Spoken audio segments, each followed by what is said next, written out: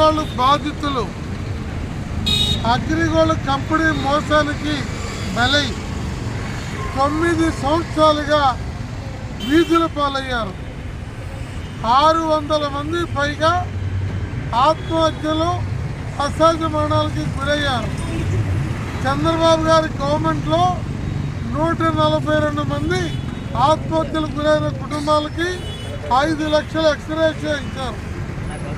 జగన్మోహన్ రెడ్డి గారు తన ప్రభుత్వ అధికారంలోకి వచ్చిన వెంటనే 10 లక్షల ఎక్స్గ్రేషియాని పూల్లో పెట్టి మరణించిన కుటుంబాల వారికి ఇంటికి పంపుతామన్నారు.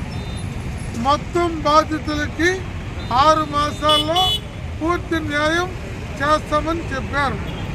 ఇక 3 మాసాల్లో వారి ప్రభుత్వ కాలం పూర్తయిపోతూ ఉంది. ఇంకా 11 లక్షల మందికి 3080 కోట్లు ఇవ్వాలి. కంపెనీ యాజమాన్యం 2 కోట్ల ఖరీదైన కారుల్లో పులుకుతూ పాలరాతి భవనాల్లో ఉంటున్నారు.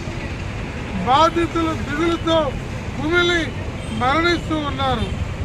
ఈరోజు రాష్ట్ర వ్యాప్తంగా అన్ని కలెక్టర్ల దగ్గర కారుణ్య మరణాలకి అనుమతిస్తారా, మా సమస్యని నెలాఖరు లోపు ఏ రోజు డబ్బులు ఇచ్చే తేదీ ప్రకటించి న్యాయం చేస్తారా అని కలెక్టర్ల ద్వారా ముఖ్యమంత్రి గారికి అర్జీ ఇవ్వడానికి అన్ని చోట్ల బాధితులు కలెక్టరేట్కు వచ్చారు.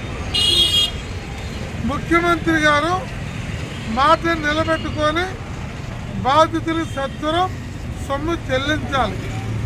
కంపెనీకి 30,000 కోట్ల ఆస్తి ఉంది.